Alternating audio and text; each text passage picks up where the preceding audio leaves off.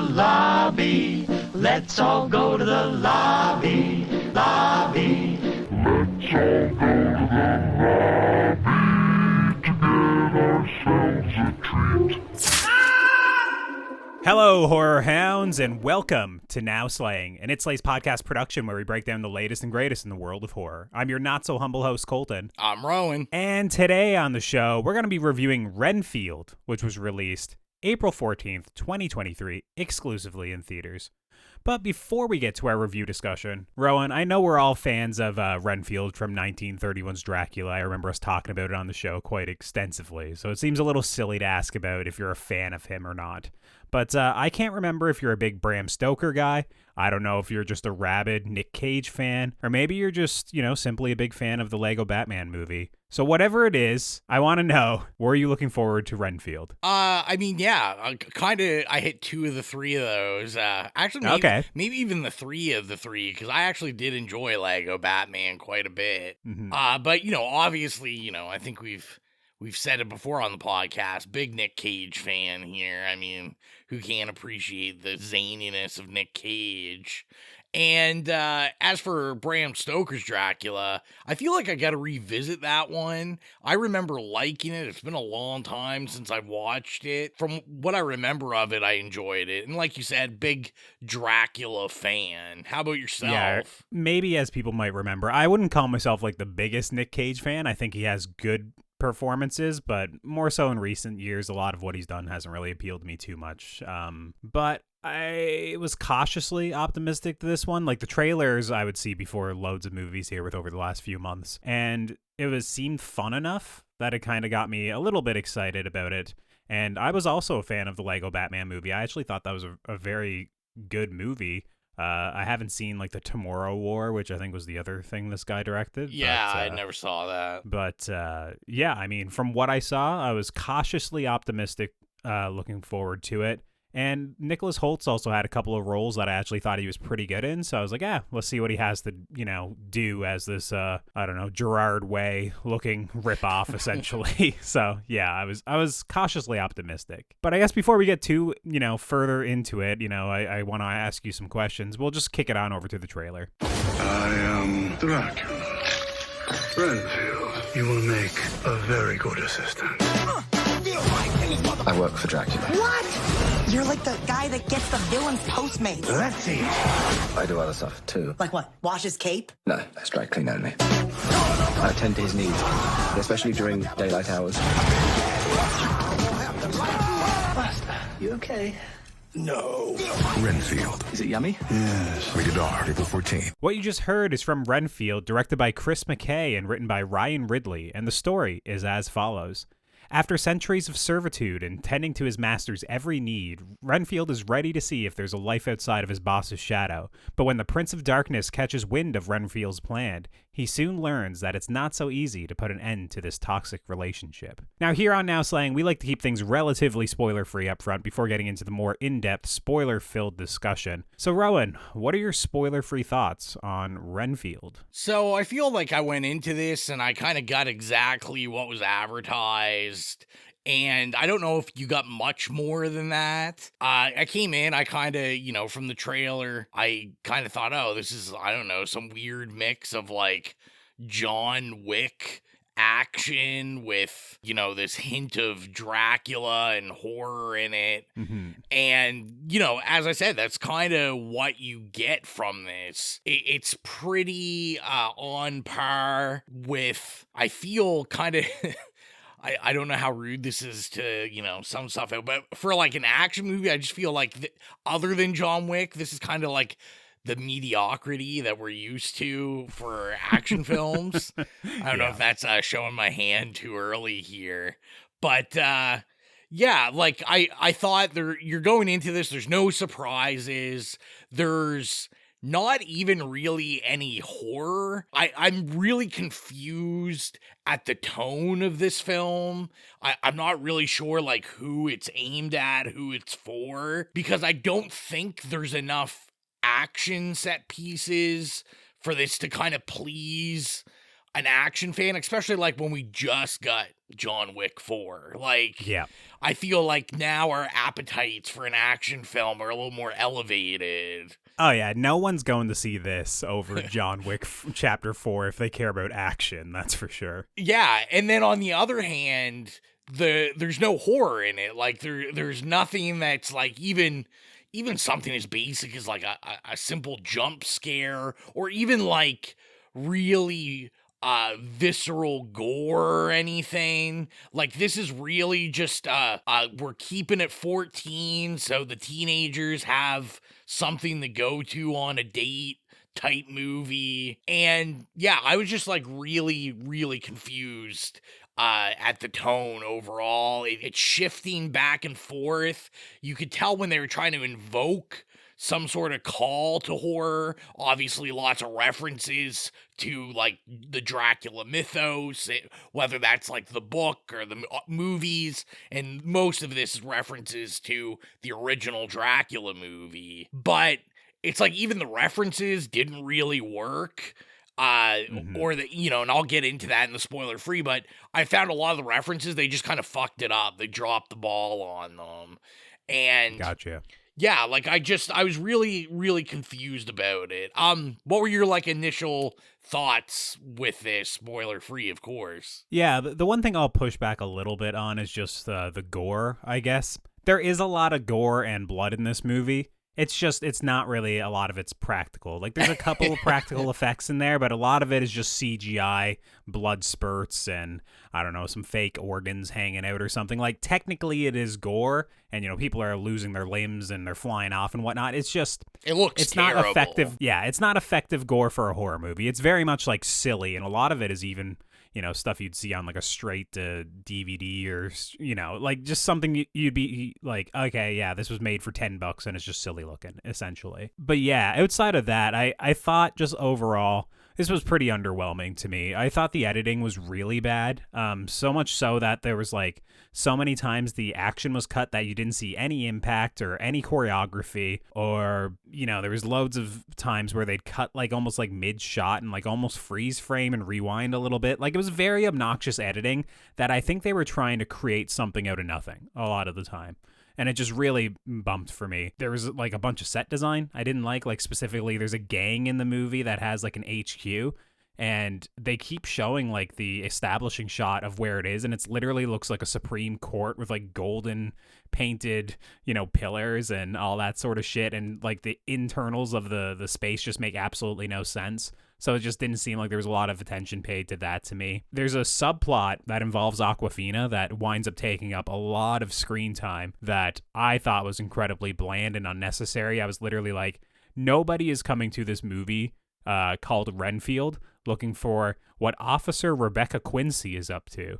You know, you're there to see Renfield, and then you're there to see Nic Cage as Dracula. You're not there to see Awkwafina. I'm sorry. It's just there's so much wasted time on it. But kind of outside of those, I guess a couple of positives. What I'll say is I do think Nic Cage was like weirdly charismatic / seemed to be enjoying this role in the movie. He was the best part of it. Yeah, when he was on screen, I did enjoy him. Nicholas Hoult was fine, but I think it's kind of a regression in some of like the, you know, roles he's been getting lately. This seems like something he would have done when he was just like coming out of the gate. It doesn't seem like something he'd do now. I don't know, maybe he needs a paycheck or something, but it was a strange role for him that's like kind of quasi action movie, quasi almost like romantic comedy, like down on his luck guy. It's wasn't the most interesting character to watch for me. And yeah, I don't know. Outside of that, I'm not really sure what good to say about it. It's short. I still think it felt long at 93 minutes, and maybe it's just because so much of the action gets really samey and it's not shown to be impressive anyways. So yeah, I don't know. This is a really big mixed bag to me. I don't know if it's like a terrible movie or anything, but it's certainly, I don't think it's really worth going to the theater to see it, I wouldn't say. Like, I wouldn't recommend rushing out to see this one. If you saw it on Netflix or whatnot, sure, maybe toss it on. Unless like you watched the trailers and you were like keeled over like laughing and thought it was like the best looking time you've seen in the movie theaters. Yeah, I probably wouldn't recommend it. What about you, Rowan? I never asked you if you'd recommend it or not. Yeah, I'm pretty much the same. I don't think I'd really recommend it. I think if this had came straight to streaming, I probably would have been a little more kind to it or would have maybe appreciated it more because I'm just like, oh yeah, like, this is something that Netflix or like someone got and I'm just watching it at home because I'm trying to kill 2 hours. But, to me, yeah, I wouldn't pay money for this. I mean, we'll talk about it more in detail, but yeah, it's going to be a not recommend for me. Yeah, so that's neither of us recommend seeing this in theaters. I'm kind of a little bit shocked by it because when I was watching it, it seemed like I was like, this is like stupid enough and fun enough that maybe it'll fit like campy fun for Rowan. Like maybe it'd be more his bag. But yeah, I guess we both agree it's not really worth seeing in theaters. And yeah, I think with that, I think it's probably about time to cut to the spoiler discussion for Renfield. We are now in our spoiler discussion for Renfield, so if you've not seen Renfield, it's time to tune out and come back once you've seen the movie, or keep listening if you simply don't care. Rowan, in our spoiler-free thoughts, you alluded to a couple of different things that you wanted to talk more about in the spoiler-filled section, so have at it. I'm going to start with a negative, which you pointed out briefly in the spoiler-free section, which is Awkwafina's like whole storyline in this. Just like, not really needed, nor did anyone care about it. I don't know if I mean, I've definitely gone on personal rants about Awkwafina, but like, I'm just like, can we stop making Awkwafina a thing? Like, she's just like this one beat comedic actor that is trying to take on these like serious roles now, and I just personally don't think she's very good. And usually any of these roles she takes, she's just kind of like straight-faced throughout it. When she's trying to look upset or sad, I'm just like, this is some of the worst acting I've ever seen. And even if you were going to have this character in the movie with, this weird subplot of like, which is more like almost like some sort of like police procedural movie of like, her father dies at the hands of a gang and the cops are all dirty. We don't know who to trust. And, there's this weird, like, oh, the sister is in the FBI. I guess it's just a whole... Yep. It's like a subplot upon a subplot. Yeah, it's wild. And it was just like, it wasn't needed. Found she didn't sell it very good. And it didn't matter. It like, nothing really comes of it at the end. Because guess what? Most of this movie, within the first 10, 20 minutes, once we like get introduced to Awkwafina, the gang, the band of, her partner cops, you knew the beats that were coming. Like, it just read every play it was going to throw at you in the first 20 minutes. The one thing I'll, again, push back on is, have you seen The Farewell? I'm just curious, because I'm a big A24 fanboy. Okay. So that's the one role I will say Awkwafina was really good in and sold it, and, there's a lot of depth to that character. I think it's also a kind of a personal story of hers as well, though. Like, I think she really related to the material. She was great in that. But outside of that, I think everything I've seen her in, I just can't stand her. Like, I know this is a horror podcast, but like, I remember when she was in Shang-Chi, she just annoyed me to no end. Like, I couldn't stand seeing her on screen. I think she was maybe in one of the Oceans 8. Yeah, one of those. Maybe not. If it's not that, she was in a similar role that was like quasi heist, like, girl boss sort of movie that like she was the weakest of the ensemble. It's just, I don't know what it is about her. When I see her in most movies, I'm not excited. And once again, this is just like a very par for the course Awkwafina performance where she's doing the whole deadpan, trying to look serious, cracking jokes. Then I'll be like, oh, I'm just joshing you. I'm just pulling your leg or whatever, I'm cool. And it's also just a little bit strange because she's a cop in this movie. So there's an element to it of like, all the cops are corrupt. Like literally like 90% of the cops in this movie are corrupt. But Awkwafina is a cool cop, and that's the one we're going to follow. It's like, oh, she's the actual good cop, which, yeah, sure, there's some good cops. But it's just in 2023, it's weird to have that as like a narrative focal point, especially in a movie that like shouldn't really involve police in any regard other than possibly, showing up to the scene after all this carnage is, played out. It just wasn't needed. And, I think even though a film that, is called Renfield, we should be focused on Renfield. I mean, what this film needed was a hell of a lot more Dracula, I thought, because like you said, I thought Nick was the best part of this entire movie. And his campiness was really the only kind of campiness that worked in this for me, because yeah, like, you could tell that's what they were going for. They were like, oh, this is gonna be a fun little action horror romp, and it's gonna be so campy, people are gonna laugh. Well, spoiler alert, there was tons of people in my theater for the early show of this, and there was 0 laughs the entire movie.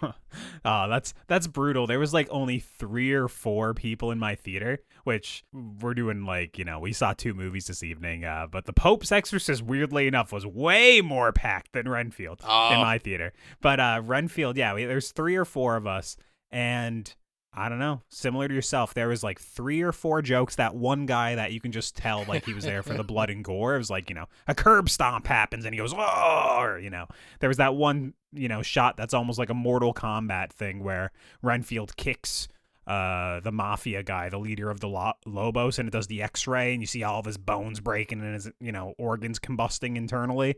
That he kind of freaked out at. But in terms of the writing, in terms of comedic beats, there was one joke in the movie that I thought was kind of funny, that it made me just like chuckle a little bit, because it was the one part that was kept out of the trailers. Because the AA group, essentially like toxic relationships group, them coming around, that was like highlighted in the trailer so much that it was clearly this movie was going to be Renfield coming out of a toxic relationship with Dracula, which is a cute idea. I think actually probably those little sequences had some small comedic beats, or at least they kept me interested enough. I didn't mind that kind of communal setting, like hearing, all these like verbal sparring between the people in the group. Like I enjoyed that. There was one joke that kind of the awkward old man made where he was like, they were all talking about the boss, and it was very much like they were talking past the point that it's Dracula, and he was like, oh, he can kill you, or he's reading your mind, and then he says something along the lines of, and he can summon an army of rats from the sewers to do whatever, and like it just makes no sense, that it's so obviously he's talking about Dracula, that I thought was kind of funny. That one beat in this 93-minute movie made me chuckle a little bit. Nothing else got me. Everything else was so dull. But yeah, it just didn't work for me comedically either. Yeah, so your audience like wasn't into it at all either? No, like, there really were laughed? 0 laughs. I was like, That's I'm gonna brutal. count. There was 0 laughs. I did think the rat thing, like, I giggled in my mind a bit, but Yeah. like it wasn't Not enough for audible laugh. It wasn't Yeah. audible laughing worthy. And see, kind of what you're talking about is where I kind of wish they went with the film is, to me, this would have worked way better not as an action movie. This would have worked better as a campy horror comedy with this whole group therapy thing, and playing more into that and having it like almost more of this like cutesy, horror comedy about therapy. And with 0 action, because I did think the only kind of beats that would even remotely work were that I did appreciate the shout out to Fight Club where we get a character named Bob, and I thought that was hilarious. So that was also not a laugh out loud hilarious, but I was like, what a good little nod. I do want to say I did appreciate that they tried to recreate the as they tell the backstory of Renfield and Dracula, they recreate the original scenes from Dracula, which was funny in terms of just seeing them with like Nic Cage doing it and Nicholas Hoult. But one thing that really got me, which really, exemplifies why I just think they got it all wrong, is they did the iconic scene, where Bela Lugosi says, oh no, I don't drink wine, but Nic Cage doesn't pause, which like the pause is the whole reason that scene is amazing. Yeah. He does like this quick breath and then just speeds through the line, and I'm like, you guys are literally just butchering like why that scene was iconic, and it doesn't make it funny. So that could also be a Nic Cage choice though as well. Like I would not be shocked if Nic Cage is one of those actors that kind of does his own thing, marches to the beat of his own drum, and he's probably like, well, I'm just as iconic, if not more iconic, than Bela Lugosi, so he's probably like, fuck it, this is my Dracula. He's probably doing his own thing. I wouldn't be shocked. I'm curious of your opinion on, like, are you a big Ben Schwartz guy, or no? I mean, I'm shaking my head. No, I don't think so. Why? I'm just curious, because I'm sitting here complaining about Awkwafina, and I'm one of those guys, like, I've liked him ever since Parks and Rec, and, like, he was the only kind of beat, like, even though he was still super corny, like, he just always plays the same character in anything he does. Oh, God, I'm only realizing who that is now. And, like, no, I didn't like him at all in this movie. I couldn't stand him, actually. I just, all I thought about is I was just like, I feel any movie must be like, we're gonna get him in this, because they just write his Parks and Rec character in every movie, which is just like a sleaze bag every time. Okay. Yeah, no, I've only ever seen 1 or 2 episodes of Parks and Rec, so basically what I know Ben Schwartz from is that's the voice of Sonic in the new Sonic movies. Oh, That's yes, yeah. There was something interesting there that you were kind of getting on about, like, how you could have changed the movie to kind of be more around the therapy or the communal setting. I think it would have been way better as a two-hander where it was like split 50-50 in terms of screen time, but you could have made it like a romantic comedy or breakup movie, like wholeheartedly, like lean into the homoerotic subtext, play with that idea about, the submissive and, the master and whatnot. And it could have been way more fun because they do hint at like some of those aspects, obviously when he's in the therapy session and when he's talking about his boss or his master in a certain way, it treads the line there. And I think that probably would have been better for comedic stylings, and it also would have satisfied people there to see Nic Cage. Like, once again, nobody showed up to this movie wanting to see Awkwafina. Like, literally 0 people. I don't even know if she was in the trailer for anything more than 5 seconds, So it's just, it's weird. Like, I felt like I almost was like, it was like a bait and switch or something. Like, I showed up and I was like, why am I here with spending so much time with Awkwafina? What do you think about the needle drops in this movie? Because you're a soundtrack guy. For me, I think like almost everything in this movie sounded like Beastie Boys, and I don't know if it actually all was Beastie Boys or not. It wasn't. Okay, so I'm glad we other than the one MCR song, I understand there's the one song. But, I'm glad we thought the same thing, because especially when we're getting the action set piece where they're at Renfield's apartment, and I really I stopped. I'm like putting my ear towards the screen because I'm like, this kind of sounds like it's like some sort of weird remix to Sabotage or something. Yeah, that's what I thought too. Yeah. And then I was like, no, it's just some weird bad song. I thought the needle drops just really weren't any good. You know what's so strange? The movie wastes so much time in the beginning, or waste is a strong word because it takes a second to say the joke, but they make like 3 or 4 jokes in the beginning of the movie about ska, and I was like, okay, let's put some ska in the soundtrack. The whole soundtrack should have been ska, in my opinion. Yeah. It would have been funny, or at least like the big action moment, should have been scored to ska. Like there should have been like horns and shit going, but just is completely like asynchronous to what's going on, on screen. It would have been way more successful in my opinion. But yeah, it's just, I don't know. I was like, this all sounds like discount Beastie Boys. And then I couldn't really hear it lyrically. So I was like, is this like, a Spanish version of Sabotage, or like, what is this? So I have no clue what I was listening to other than that one MCR song. I was like, okay, I recognize this. And that's cute considering he looks so much like Gerard Way in this, but whatever. I don't know. It didn't do much for me. Another issue I had was I guess kind of the lore of it. I was kind of confused because, throughout the film, they kind of set up for the, the finale at the end when Awkwafina's sister, essentially dies. We're told so stupid. We're told throughout the movie, Dracula's blood. You just need to put Dracula's blood on the wound and then it'll heal. Although for me, I didn't get it because I'm like, well, wouldn't that also kind of turn you into a Renfield? Renfield, he bites you, but there's always kind of been this blood sharing thing and this vampire lore. Yeah, I guess it's, well, I don't know. I guess some people were probably, well, that's the thing. I guess it's literally the biting aspect that makes you a vampire, whereas if you get disemboweled and drink some Dracula blood, you won't be a vampire.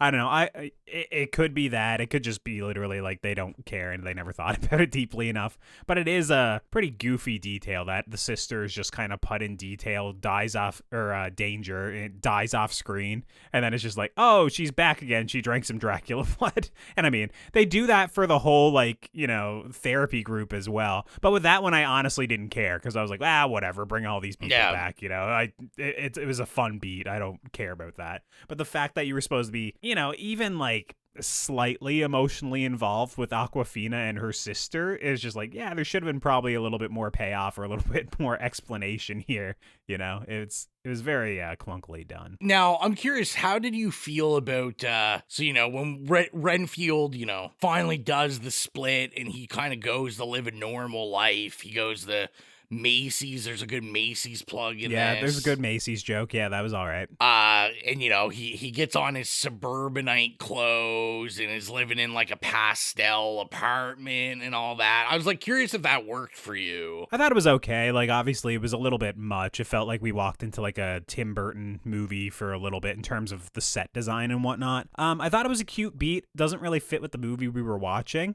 Once again, it fits more at home in the movie that we were both describing, either a rom-com aspect like I was saying, or a more like therapy aspect like you were. It's like more so for a joke, and they never really thought it through, I guess. It's just... I was going to say, like, I just found that the issue is, you know, because we have Nicholas Hoult, and obviously they're like, we need Nicholas Hoult to be attractive, as Nicholas Hoult is. We didn't make Renfield so crazy and scary looking. That, like, the switch, it wasn't like, oh yeah, this is funny, because he looked, you know what I was thinking of, Vampire in Brooklyn, where, like, you know, the sidekick's limbs are falling off, but he's still kind of living a normal life. And it was, to me, like, if you're going to do that comedic beat, it needs to be these, like, polar opposite things. Yeah, so now I'm with you 100%. I thought you were more so just talking about, like, oh, how he's wearing a colorful sweater or his apartment is repainted, whatever. But no, in terms of the physical transformation, they make a line about how, like, he needs to comb his hair or something. I'm like, bro, that would be like a joke from, like, 2004, like, or 5, like, before the emo or scene existed, like, at all. But, like, it just felt like it's still Nicholas Hoult. It's like Nicholas Hoult almost, like, wearing guy liner and a little bit pasty, but he's not like dirty, you know, like he's not like, he doesn't have like flies buzzing around him or whatnot. He doesn't have like a weird old like toad tongue or something like he has in some iterations, you know. He's not decrepit and falling apart like Vampire in Brooklyn. It's very much like, oh yeah, it looks like a Hollywood actor that maybe hasn't slept for a couple of days. It's, you know, and has dirty hair, I guess, you know, or styled differently. It wasn't, yeah, that part didn't really land for me. And I also actually didn't like how they styled his hair after the fact. Like, they made it really normie haircut. It was like the most boring supercuts cut that you can get, pretty much.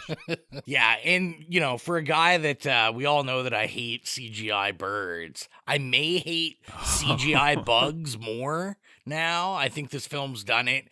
Especially we get the scene where Ben Schwartz like snorts the centipede. Yeah, like a line of coke. Yeah, and it looks terrible. The bugs are just like awful. Like you said, there was a CGI problem in this a lot. You know, we talked about that action set piece at the residence of Renfield, but like, there was, I don't know if it was like mistakes in the edits or whatnot, but there were scenes where people were getting like chopped and cut and blood was spurting all over the place. But then like, you could see there was no blood on the actors. Like, yeah, it's because a lot of it wasn't captured in camera. Like, don't get me wrong, there are some effects that are practical. I mean, I'm thinking Dracula's, effects makeup, visual effects makeup. You know how he kind of does a reverse transformation. He's monstrous in the beginning of the movie, and then he gets more and more like Nic Cage throughout. So obviously that's all practical. They were the best of the movie too. I thought. Yeah.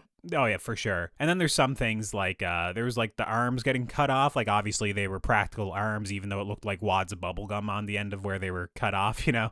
But there were some practical effects, but I was watching. I mean, it's so obvious to spot CGI blood in anything, and most of the blood in this movie was CGI, you know. And the thing is like that one guy who was there for the gore in my audience, he was loving it, you know. He was there for it. It worked for him, but like for me, it's just like it winds up being like, it seems like you're covering a mistake. And even if you're not covering a mistake, you really still have to plan around using it sparingly to make it work, because otherwise you're just going to look like any YouTube video or short film or anything that you just apply like a quick blood spatter to your video. You go off and get the green screen blood spatter, you orient it correctly, you do a little bit of color grading on it, and there you go, right? It's like all of them look similar. You got to put a lot of work into making the CGI blood effects work. Yeah, or you wind up looking like a straight-to-Tubi Steven Seagal action movie. Exactly, yeah. It's just... I should have felt right at home, I guess. That way, I don't know. I was going to ask, what do you think of Mafia Mommy in this movie? You know, you cracked the joke going in that you were going in to see Mafia Mama, and I was like, what on earth? We got 2 movies to watch this evening.